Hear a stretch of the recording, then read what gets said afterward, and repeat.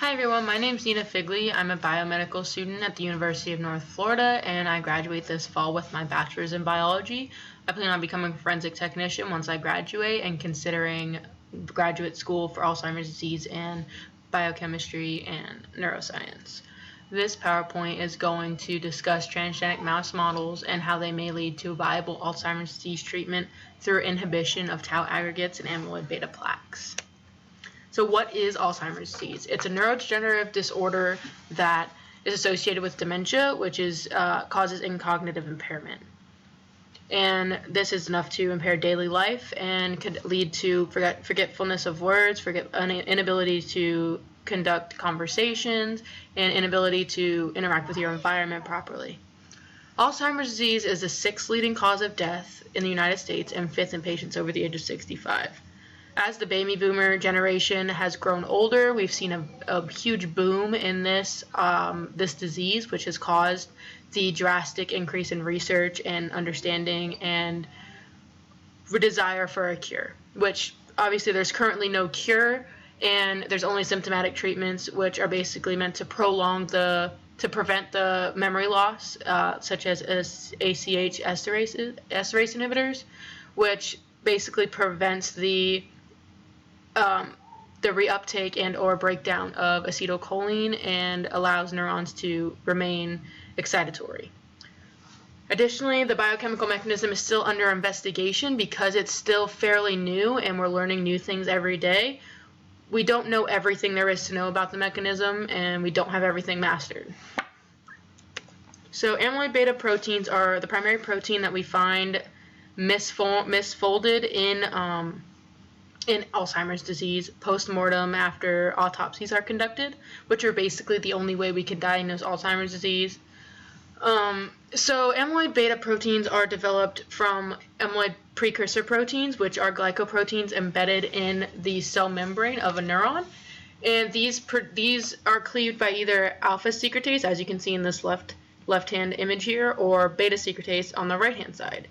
And if beta secretase cleaves the APP protein, we get this C99 protein, and these amyloid betas are then cleaved by this gamma secretase, and thus amyloid beta proteins are made. And once these amyloid betas have folded, they develop into mature fibrils right here, this double helical shape right here, and they can become insoluble, aggregate, and eventually lead to cell death. Tau proteins are the less known younger brother of amyloid beta proteins, and they are microtubule associated proteins. They basically help keep the microtubule structure, and as you can see in this upper right hand corner here, microtubules carry vesicles up and down the axon of neurons, and these tau proteins hold the microtubules together via these tubulin box domains right here. And if hyperphosphorylated by this GSK3, which is basically just a kinase that phosphorylates proteins, it can dissociate from the microtubule, form aggregates, and eventually develop into neurofibrillary tangles. And these can aggregate and eventually kill the cell, become neurotoxic and kill the neurons. And this hyperphosphorylation can be caused by the increase in amyloid betas and the decrease in glucose metabolism. And then once they've hyperphosphorylated, they misfold and eventually form these neurofibrillary tangles.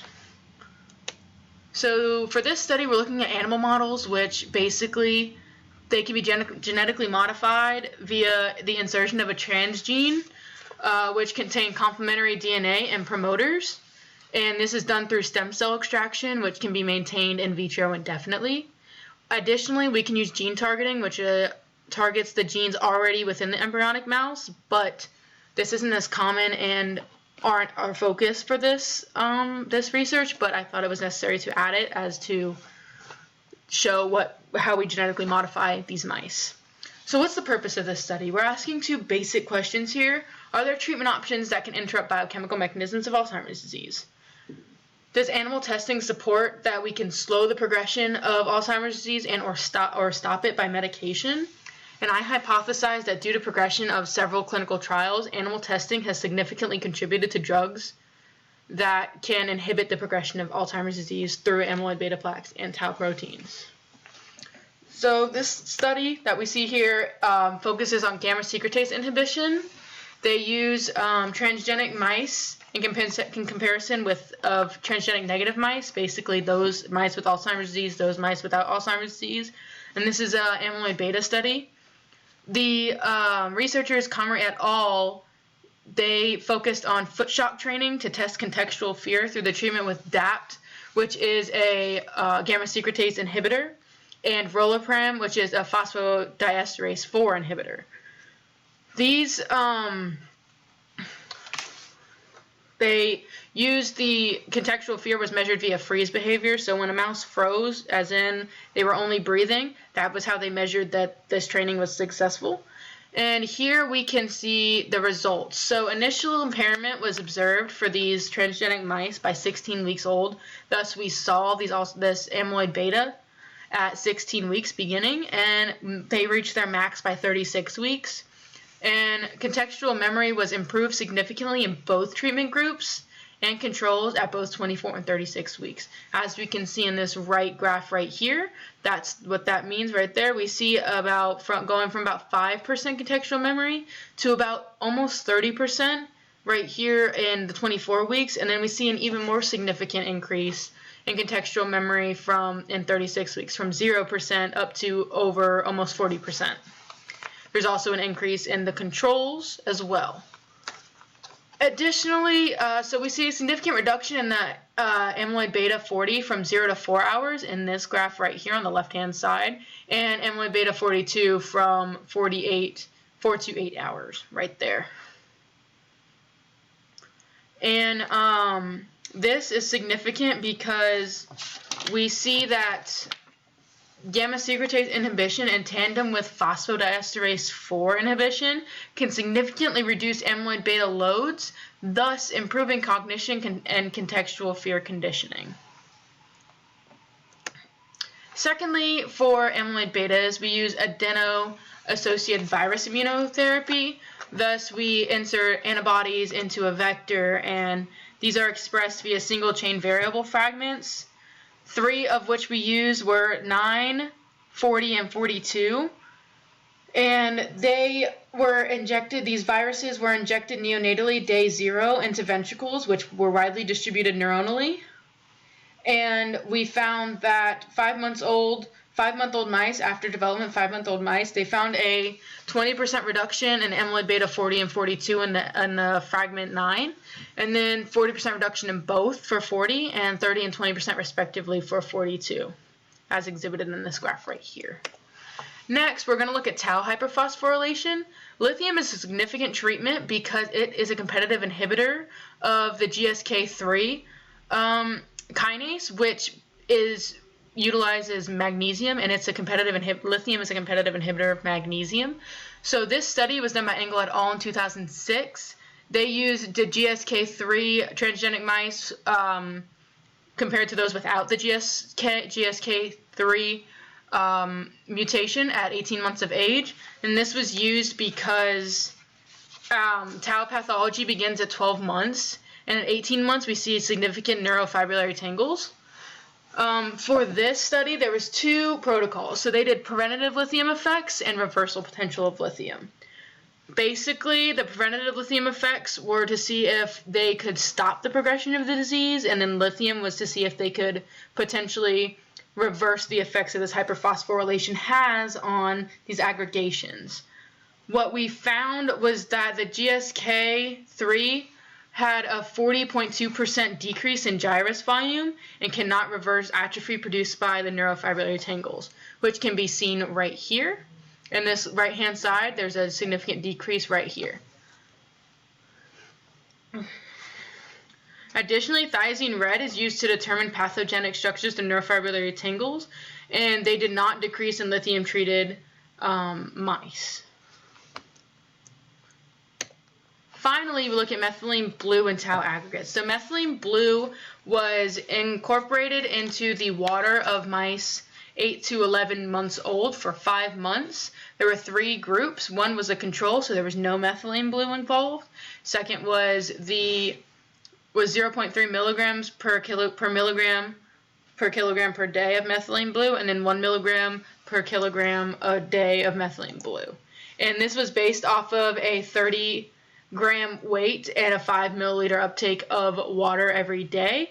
And then these mice were swiftly killed, and the 8T8 antibody was immunohistochemically stained, and the results are as follows. So the ratio of these antibodies compared to the overall tau aggregates, HT7 ratio, was 0.47 for the 1 milligram, meaning there was a significant reduction in the amyloid betas. Not amyloid betas, I'm so sorry, tau aggregates. In this graph here, we can see there's only significance between the 1 milligram and the water and not the 0.3 milligrams. So the increase in methylene blue, the distribution of it could, if modified, could eventually lead to a targeted amount and may even more reduce the tau aggregations. So overall, what is the point? Several treatment options hope to slow the pathogenesis of Alzheimer's. These 4 options shown are expressing significant results. So these 4 types of results that we find are obvious. These 4 treatments, are obviously significant and may lead to more treatment options in humans. But why are these clinical trials unsuccessful? I'd like to know myself, but I believe that human brains are more complex than these mouse brains, and we may need a better mouse model because there's only so much we can do with these mice compared to humans.